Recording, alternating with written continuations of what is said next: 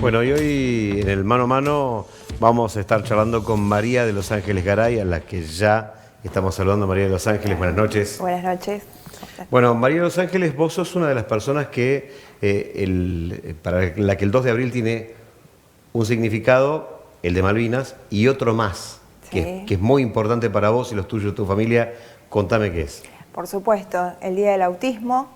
Nosotras, las familias azules, siempre hacemos mucho énfasis en difundir esta fecha, porque como vos lo dijiste, todos se acuerdan del Día de Malvinas y muchas veces el autismo pasa desapercibido, y como familia azul esa es nuestra tarea, ¿no es cierto? Difundir, concientizar sobre, de alguna manera, la condición de nuestros hijos. Bueno, y ahí está alguien que seguramente está prendido a la pantalla y dice, tiene hijos autistas. Qué lástima, ¿no? Y no es así. No. Porque inclusive en muchos de ellos sean capacidades diferentes. Vos escuchás porque vos tenés 2 hijos en tu familia con el espectro autista.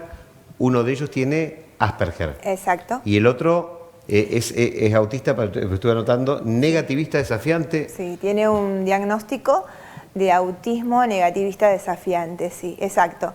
En realidad, hace un par de años, en realidad lo que sería, anteriormente se conocía como un síndrome de Asperger, es un autismo leve hoy en día, porque van cambiando después. Sí, mis 2 hijos tienen autismo. Y contame, ¿cuándo vos siempre lo supiste? ¿Desde cuándo lo supiste? ¿A qué edad de ellos lo supiste? Nosotros tuvimos un diagnóstico bastante tardío, después de un peregrinar de consultorio en consultorio. ¿Cuánto tenían tus hijos? ¿Cuánto tenía Santiago? ¿Cuánto tenía Gaspar? Y en aquel momento Gaspar tenía 3 años y Santiago tenía 7. ¿No es cierto? ¿Y qué complicaciones habían tenido hasta ese entonces en la comunicación madre-hijos, padre-hijos? Bueno, en el caso de Gaspar, propiamente dicho, no hablaba, ¿no es cierto? No hablaba porque ahí, o sea, el autismo tiene muchas señales.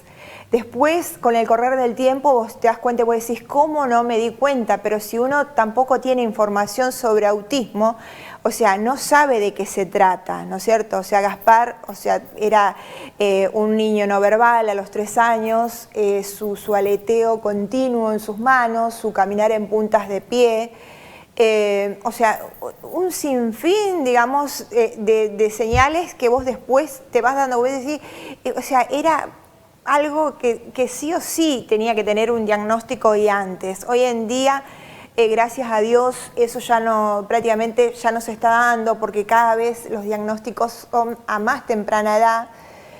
Entonces la gran mayoría de los niños tienen la posibilidad de tener sus terapias y eso mejora notablemente su calidad de vida, ¿no es cierto? Bueno, vos decías 3 años y tienes aleteo, punta de pie, todo lo demás. ¿Cuántos años tiene Gaspar hoy en día? Gaspar tiene 12. ¿Y cómo está ahora? Y Gaspar ahora está terminando 6º grado en una escuelita rural, en la escuela 26. Creo que está en el mejor lugar que puede estar. Es un lugar maravilloso, desde las personas que están ahí hasta sus compañeros. Y en el caso de Santiago está empezando el 5º año del secundario. Ya le falta nada para un año más y termina el secundario. Claro, porque uno lo piensa y es casi incompatible en la mente de una persona que no lo ha estudiado, que no lo ha vivido, que no sabe más, es casi imposible la escolarización y sin embargo no es imposible. Vos me estás hablando de 2 verdaderos éxitos en la inclusión. ¿Cómo se logra eso? Totalmente, o sea, todo lo que nosotros logramos, porque el autismo en sí es un desafío continuo, ¿no es cierto? Yo siempre creo que el éxito se basa en 3 pilares. Uno es la escuela, la segunda, los profesionales, las terapias, y la tercera es la casa, ¿no es cierto? Los 3 tienen que estar en concordancia, porque si uno de ellos falla, se viene todo abajo, es así. Esto, de alguna manera, es el resultado, por así decirlo, de que realmente nosotros, después de tener el diagnóstico, tuvimos la suerte de encontrarnos acá en Junín con excelentes profesionales. ¿Cuál es el tratamiento? ¿El tratamiento es medicamentoso o lo más importante es la terapia conductual o algunos tratamientos que se utilizan hoy en día? Bueno, los tratamientos difieren bastante para cada niño, porque cada niño necesita, más allá de compartir, digamos, un diagnóstico, cada niño necesita un tratamiento diferente. Por ejemplo, vos me preguntabas en el caso de Gaspar. Yo de Gaspar, a ver si rompé mi paradigma, porque yo pensaba en esa forma de comportamiento y me imaginaba un adolescente por 15 o por 20. Pero no sé si es así, o es algo que se... Porque viste que los adolescentes son bravos con la autoridad, son bravos con cualquier figura de autoridad. Pero ¿cómo lo manejan ustedes? ¿Cómo lo manejás vos que sos mamá y necesariamente tenés que hacer la autoridad y tenés un negativismo enfrente? Sí, bueno, eso justamente las terapias hacen de alguna manera que eso pueda, digamos, te dan las herramientas, porque le dan las herramientas a ellos, pero también te dan las herramientas a vos como padre para que puedas ir viendo de qué manera modificar de alguna manera ese tipo de conductas, ¿no?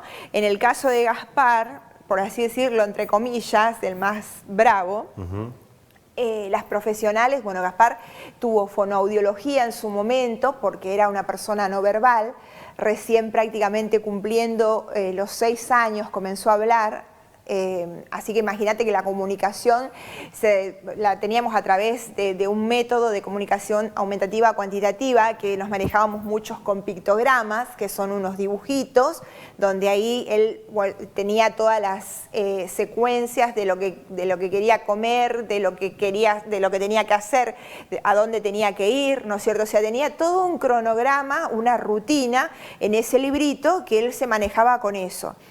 Se manejaba con eso y también a su vez comenzó el Jardín de Infantes con una acompañante terapéutica y hasta hoy día él continúa con un acompañamiento en la escuela, ¿no? Después, bueno, hacía fonoaudiología, terapia ocupacional, porque hay muchos niños con autismo que tienen problemas sensoriales, ¿no? Psicopedagogía para ayudar y estimular todo lo que es la parte del aprendizaje, psicología y una neuróloga que es la que sigue de alguna manera el tratamiento, la evolución y el desarrollo que ellos van teniendo y aparte la pediatra, ¿no? O sea, es ¿cómo te puedo decir? Un equipo de personas que trabajan en conjunto para el bienestar de un niño determinado, en este caso Gaspar, Santiago o cualquier otro niño que tenga autismo. Acá en Junín, que estamos viendo un montón de fotos de Gati, de Santiago, ellos haciendo un montón de actividades, ellos las hacen solos, las hacen en familia, las hacen con amigos, ¿les complica ese interrelacionarse con amigos? Sí, bueno, una de las características del autismo es ese, ¿no? La falta de interacción con el otro. A ellos les cuesta mucho comunicarse, ¿no es cierto?, con sus pares, porque en realidad ellos procesan la información de una manera diferente a la nuestra. Entonces no tienen esa cosa de poder iniciar una conversación como lo estoy haciendo yo con vos, ¿no es cierto? Siempre es como que están esperando que el otro se acerque y ahí es donde se produce el problema porque el otro, al saber que tiene autismo, ya es como que de alguna manera pone una barrera porque si desconoces de autismo, siempre es como que tenés esa cosa de miedo a lo desconocido, a no Pero vos saber... pusiste las manos así. Sí, a no saber cómo tratarlo. Por ejemplo, esa gestualidad ya nomás ya te está diciendo para hasta acá y ya le está indicando una barrera, ¿no? Sí, totalmente, sí. Hay muchas barreras, hay muchos mitos dentro del autismo. Yo me acuerdo que cuando recién tuve el diagnóstico, todo el mundo hablaba y todo el mundo decía sobre viven en su mundo, ¿no? O sea, eso es moneda corriente, viven en su mundo. Y yo, con el correr del tiempo, me di cuenta que los únicos que vivimos en nuestro mundo somos nosotros, ¿entendés?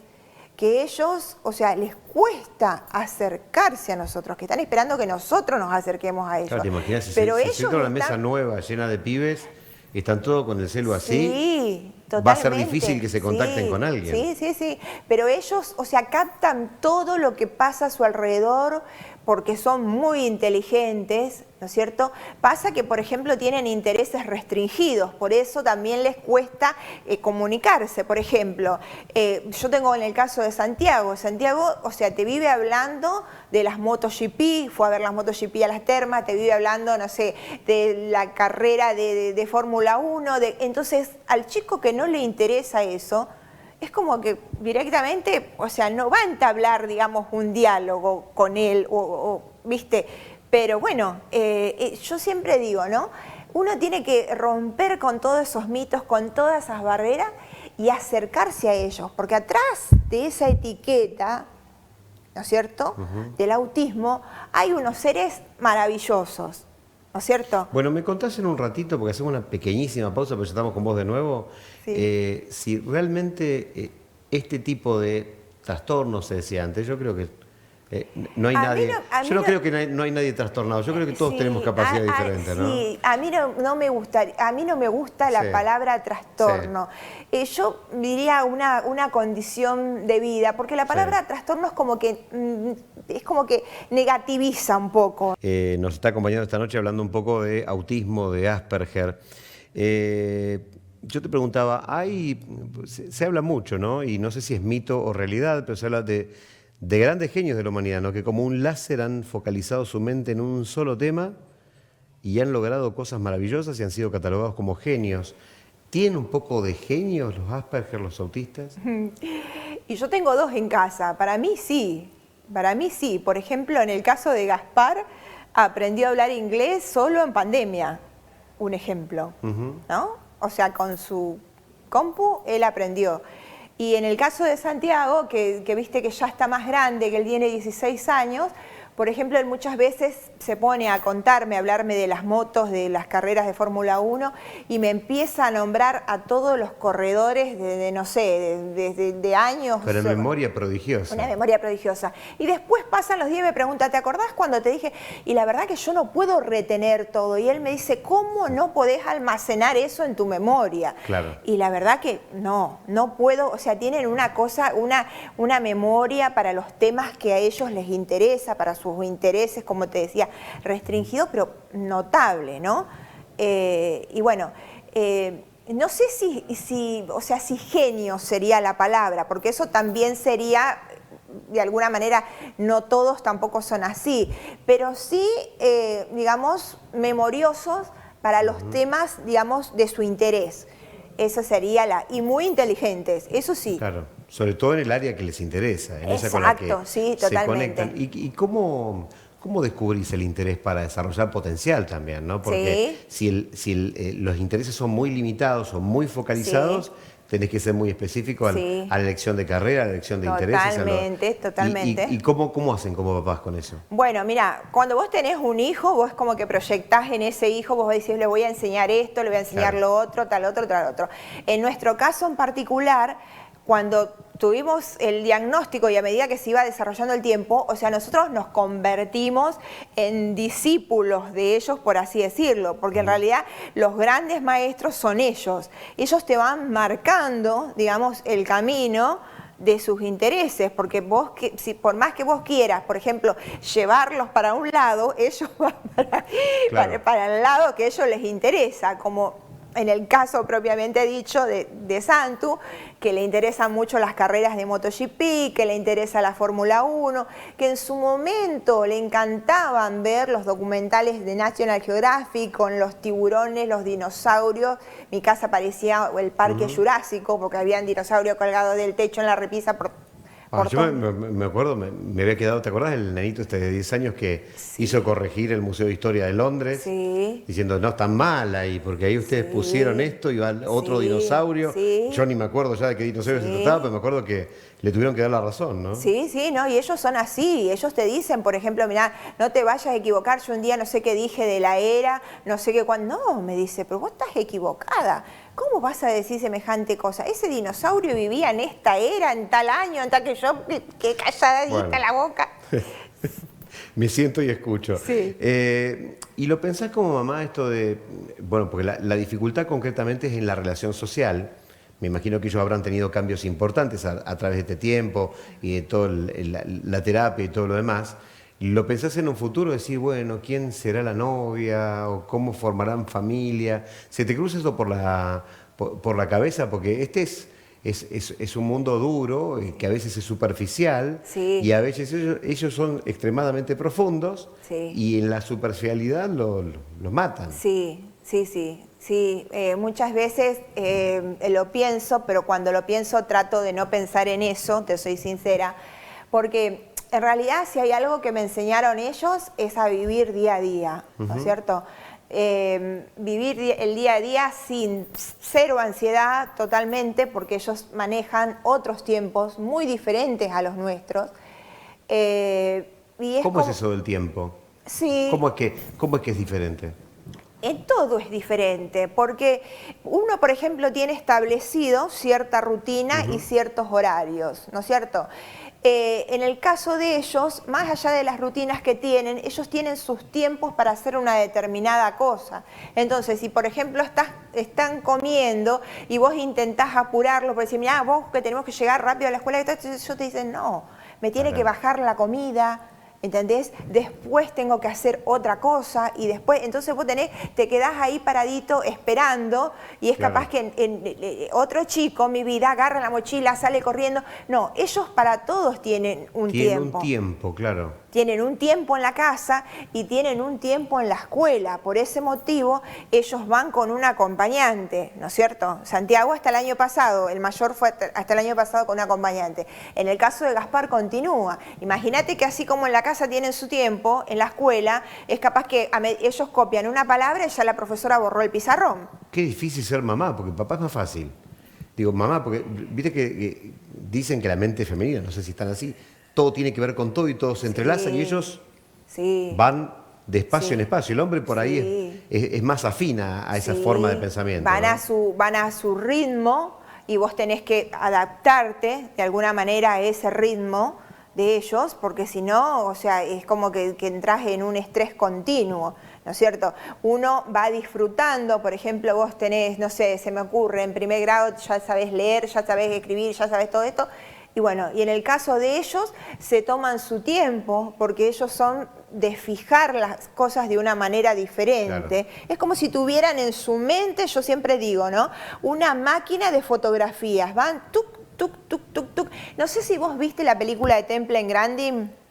Sí. Bueno, vos viste ella cómo va, o sea, almacenando. Bueno, de esa manera así funcionan. Tienen una manera diferente de funcionar a nosotros, al neurotípico, digamos, ¿no?